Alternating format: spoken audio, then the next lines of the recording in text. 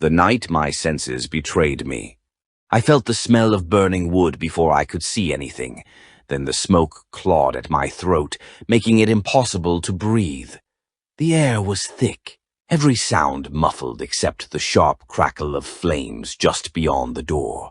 For a split second, I was sure that the house was on fire, but when I opened my eyes, I realized I was standing alone in my perfectly still living room, no fire in sight.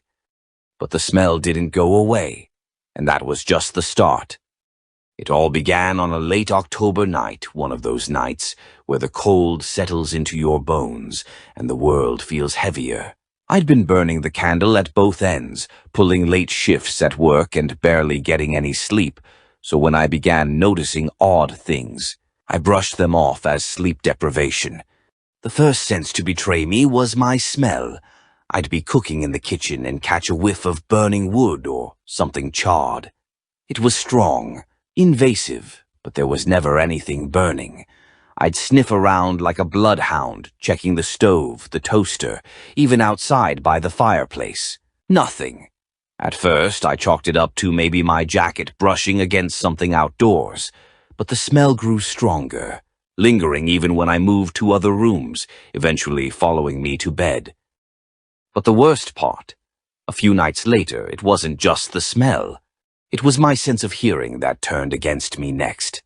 I'd be in the dead silence of my bedroom trying to drift off, and suddenly I'd hear voices, low, hushed whispers, like someone was telling secrets right behind my head.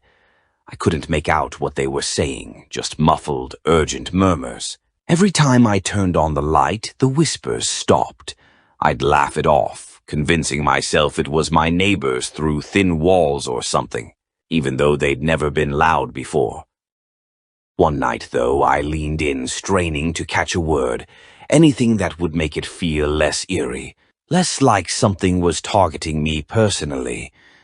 But instead I heard it, a voice calling my name, calm and clear, like someone right beside me.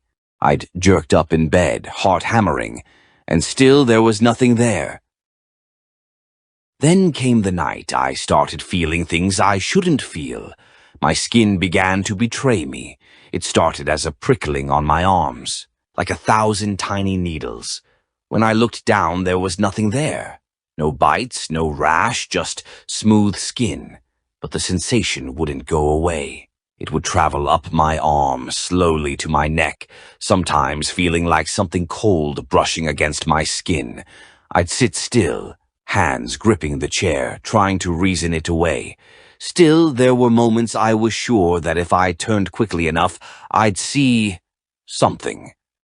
The taste was next. My own food started tasting metallic, bitter like rusted iron.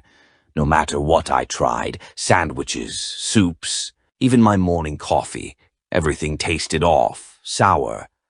I swapped out my utensils, thinking maybe they were the issue, but the taste remained, lingering like it was somehow already in me. I was getting anxious to the point I avoided eating at home entirely. One night my sight betrayed me. It was late, maybe around 2 a.m., when I got up to get a drink. As I passed the mirror in the hallway, I noticed something off.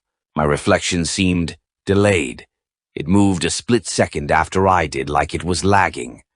I froze, convinced I was seeing things. But then I saw it. It smiled, a wide, unblinking grin, while my own face stared back in shock. I scrambled back, heart racing, blinking over and over. When I finally dared to look back, my reflection was normal, blank and as tired as I felt. But from that moment, I couldn't shake the feeling that something was watching me from inside the mirror, a part of myself that wanted out. After that, my senses didn't let up. Some days were fine, but others were relentless. The burning smell would follow me to work. I'd catch glimpses of people on the street who weren't there, hear whispers when I was completely alone. Friends noticed I'd started to lose weight, and I knew they thought I was cracking under stress. I wasn't sure how much longer I could endure these relentless betrayals of my own body. The breaking point came a week later. I was sitting in my apartment, lights dimmed, finally feeling like I'd find some peace. But then, in the silence, a hand brushed over my shoulder, cold and unmistakably real. I whipped around, heart slamming, but there was nothing. In that moment, I realized I needed help. I called my best friend, babbling about what I'd been experiencing. They listened, reassured me, and convinced me to see a doctor. After several tests and a lot of discussions, it turned out my senses weren't playing tricks on me due to something supernatural. It was a case of severe sleep deprivation mixed with extreme stress, which had triggered a condition that made my senses overactive, causing phantom smells, sounds, and even sensations. The doctor explained it could be treated with rest, diet, and some medication. Today, I'm on a strict sleep schedule and take my health seriously. But sometimes, in the dead of night, when everything is still, I catch myself holding my breath, wondering if I might just catch a whiff of that burning wood, or hear a voice calling my name.